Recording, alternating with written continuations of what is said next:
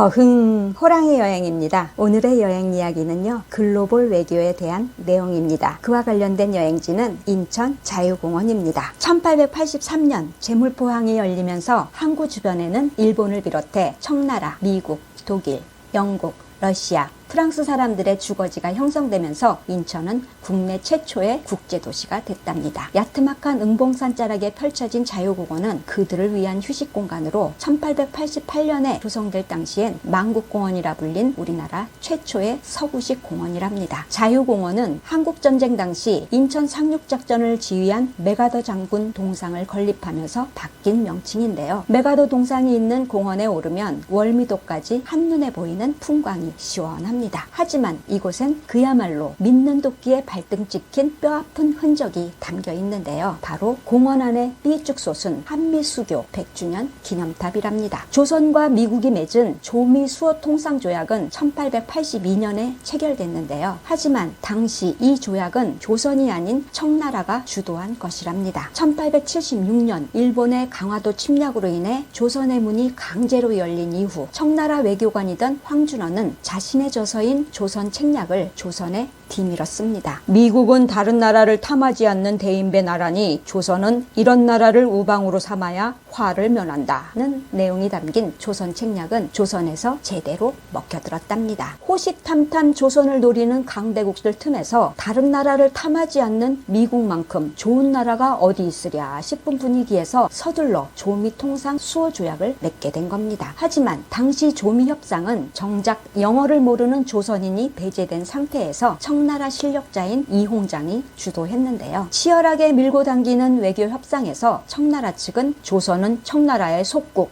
이라는 문구를 삽입하려다 거부당하기도 했답니다. 이렇듯 희한한 상황에서 체결된 조미수호통상조약 제1조는 제3국이 한쪽 정부에 부당하게 또는 억압적으로 행동할 때는 다른 한쪽 정부가 원만한 타결을 위해 주선한다는 내용이었습니다. 한마디로 조선이 위급할 때 미국이 돕는다니 조선 입장에선 든든한 지원군을 둔 셈이지만 실상 러시아와 일본을 견제하려는 청나라의 속셈이었답니다. 고종은 이듬해 보빙사를 미국에 파견했는데요. 보빙사는 외국에 보내는 답례 사절단으로 조약 체결 후 미국이 초대 전권공사를 조선에 보낸 것에 대한 조치였습니다. 이때 조선 사절단이 당시 체스터 와서 미국 대통령을 접견하자마자 큰 절을 올리자 생전 처음 보는 조선식 예법에 당황한 미국 대통령 모습은 당시 뉴욕 신문 사파에 실리면서 화제가 되기도 했답니다. 하지만 1887년 여름 고종이 정식 주미공사를 파견하려 했을 때 갑신정변을 빌미로 조선에 들어와서 사사건건 간섭하던 청나라가 막아섰습니다. 조선이 외교관을 파견하려면 보호국인 청나라 허락을 받는 게 먼저라고 주장했지만 미국의 항의에 한 발 물러선 청나라는 이른바 영약 3단을 내세웠답니다. 영약 3단은 조선공사가 주재국에 가면 가장 먼저 청나라 공사에 보고할 것,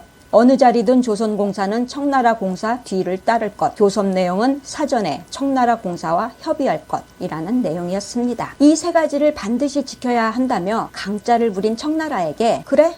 알았어 하고 떠난 초대 주미공사 박정양은 대담한 인물이었는데요. 이듬해인 1888년 1월 워싱턴에 도착하자마자 박정양이 향한 곳은 청나라 공사관이 아닌 백악관이었답니다. 그곳에서 박정양도 보빙사처럼 큰 절을 올리려 했지만 당시 클리블랜드 대통령은 그렇게까지 안 해도 된다며 정중하게 만류했답니다. 어쨌든 조선의 자존심을 지킨 초대 주미공사 박정양은 나름 최선을 다해 일했지만 영약 3단 불이행을 끈질기게 문제 삼은 청나라로 인해 고종은 결국 10개월 만에 박정양을 조선으로 불러들여야 했습니다. 그런 와중에 고종은 1891년 개인 돈 25,000달러로 워싱턴 중심가에 있는 3층짜리 건물을 구입해 버젓한 주미 조선공사관까지 세워서 자주 외교를 펼치려 했지만 미국은 가스라 테프트 밀약으로 뒤통수를 쳤답니다. 가스라 테프트 밀약은 당시 일본 총리인 가스라 다로와 미국 국방장관인 윌리엄 테프트가 도쿄에서 비밀리에 만나 맺은 건데요. 미국은 필리핀을, 일본은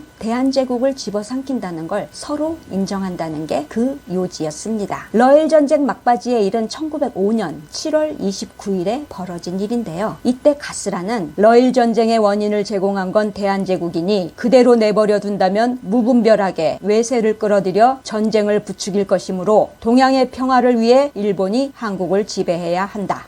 는 논리를 내세웠답니다. 자기들이 남의 땅을 먹기 위해 싸워놓고 그 피해국을 오히려 국제 분쟁만 일으키는 말썽 국가로 만든 참으로 어이없는 주장이지만 당시 미국 대통령인 시어도어 루즈벨트는 조선은 미개하고 무능한 나라로 자치 능력이 없기 때문에 지성이 넘치는 문명국인 일본의 지배를 받는 게 좋은 것이다 라며 한술 덧든 사람입니다. 1904년에 발발한 러일 전쟁은 한반도를 통해 해양 진출을 노리던 러시아와 대륙 진출을 꿈꾼 일본과의 싸움이었습니다. 이때 일본보다는 러시아가 미국의 아시아 진출에 걸림돌이 된다고 생각한 루즈벨트는 암암리에 일본을 지원했는데요. 가스라와 테프트의 만남은 이듬해 일본이 승기를 잡은 직후였던 겁니다. 하지만 승리를 코앞에 둔 일본도 패배를 눈앞에 둔 러시아도 여력이 바닥난 상태에서 전쟁을 끝내지 못하고 지지부진하게 이어가자 미국이 중재자로 나섰는데요. 그게 바로 1905년 9월 5일에 체결된 포츠머스 조약이랍니다. 당시 루즈벨트 전략은 일본이 승승장구해서도 러시아가 너무 찌그러져서도 안 되는 세력 균형이었기에 전쟁은 일본 승리로 결론냈지만 전쟁 배상금과 영토 분할은 러시아 입맛에 적절히 맞추면서 전쟁을 매듭지었답니다. 그렇게 전쟁을 종료시킨 공로로 루즈벨트는 이듬해에 노벨 평화상까지 받았지만 그 포츠머스 조약으로 인해 일본이 조선 지배권을 국제적으로 인정받았으니 우리로선 너무나 원통하고 황당한 조약이었던 겁니다. 이후 미국 사절단이 조선을 찾았는데요. 이미 도쿄에서 미력을 맺은 후 아시아를 순방 중이던 사절단이었습니다. 중국을 거쳐 조선을 찾은 사절단엔 시어도어 루즈벨트 대통령 맏딸인 앨리스와 그녀의 약혼자도 있었습니다. 그들이 고종의 초청으로 조선에 들어온 건 1905년 9월 19일입니다. 그때 가스라 테프트 미략을 까맣게 몰랐던 고종은 22살 미국 공주님에게 황실 가마까지 제공하면서 성대한 환영식을 펼쳤고 이튿날엔 오찬도 함께 했는데요. 온갖 산의 진미로 상다리가 휘어지도록 대접했건만 냄새나는 식당 운운하면서 조선을 깔보던 앨리스는 먼지를 휘날리며 말을 타고 명성황후능에 가서는 능을 지키는 석상 위에 냉큼 올라타서 기념사진을 찍는 무례함까지 저질렀답니다. 조미수어통상조약 제1조를 철석같이 믿은 고종을 측은하게 여기면서도 그렇게 농락한 미국 공주가 실컷 먹고 놀다 돌아간 지 2달도 안 된 11월에 일제는 대한제국 외교권을 빼앗는 을사늑약을 강제로 체결했습니다. 그 즉시 일본은 대한제국 내 각국 공사관 철수를 요구했는데요. 이때 일주일 만에 가장 먼저 철수한 나라가 바로 미국이랍니다. 가스라 테프트 미략 당사자인 윌리엄 테프트는 이후 정계에 진출해서 시어도어 루즈벨트 뒤를 이어 1909년에 27대 미국 대통령 자리에 올랐고 그 이듬해인 1910년 일본은 결국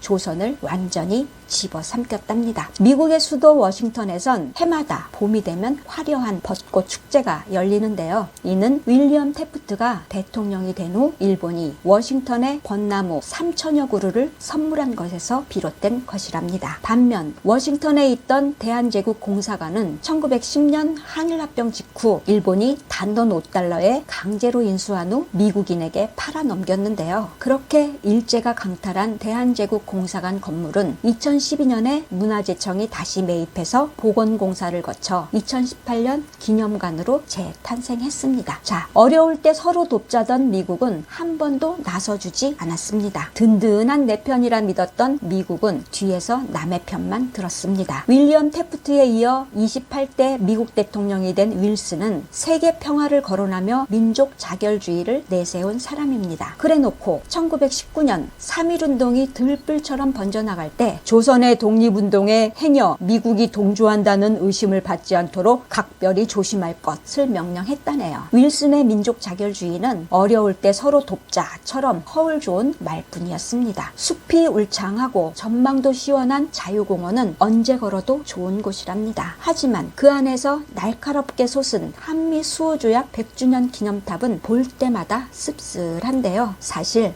험악하게 때리는 놈보다 실실 웃으면서 뺨치는 놈이 더 무섭답니다. 오늘 이야기는 여기서 끝. 구독, 좋아요, 호랑이가 부탁해요.